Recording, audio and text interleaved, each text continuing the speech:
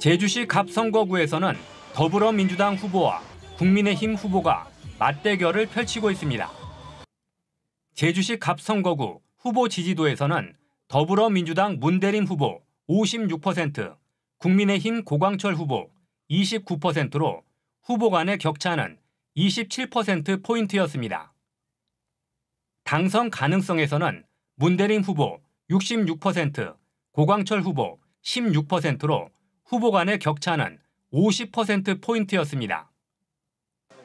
제주시 을 선거구에서도 더불어민주당 후보가 국민의힘 후보와 녹색정의당 후보를 앞서는 것으로 나타났습니다.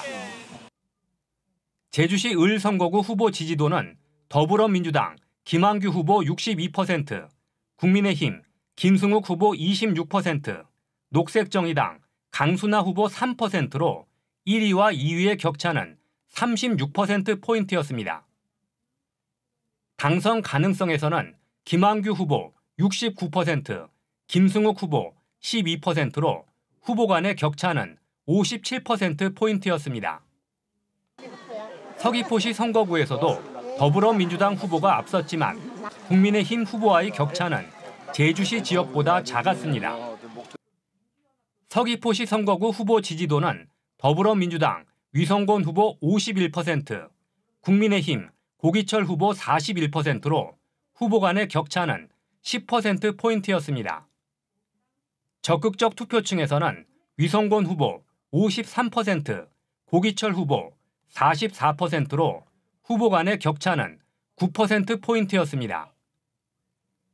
더불어민주당 위성곤 후보는 30대와 40대 화이트 칼라 종사자에서 지지도가 높은 것으로 나타났습니다. 국민의힘 고기철 후보의 지지도는 60대와 70세 이상 주부에서 높은 것으로 나타났습니다.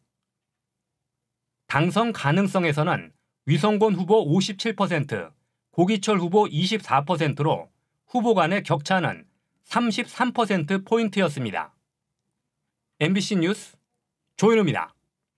오는 국회의원 선거에서 비례대표에는 어느 정당에게 투표할지 물었습니다. 더불어민주연합이 22%, 국민의미래가 24%, 조국혁신당이 25%를 얻었습니다. 녹색정의당은 3%, 새로운미래와 개혁신당이 각각 2%씩을 얻었습니다. 정당 지지도에서는 더불어민주당이 39%, 국민의힘이 31%, 조국혁신당이 12% 등의 순이었습니다. 제주도 전체 정당 지지도에서는 민주당이 오차범위 안에서 우위를 보였지만 지역별로는 차이를 보였습니다.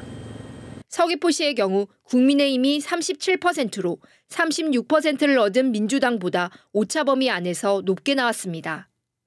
총선에 대한 인식은 안정적인 국정 운영을 위해 여당 후보가 당선되어야 한다가 35%, 현 정부를 견제하기 위해 야당 후보가 당선되어야 한다가 57%였습니다.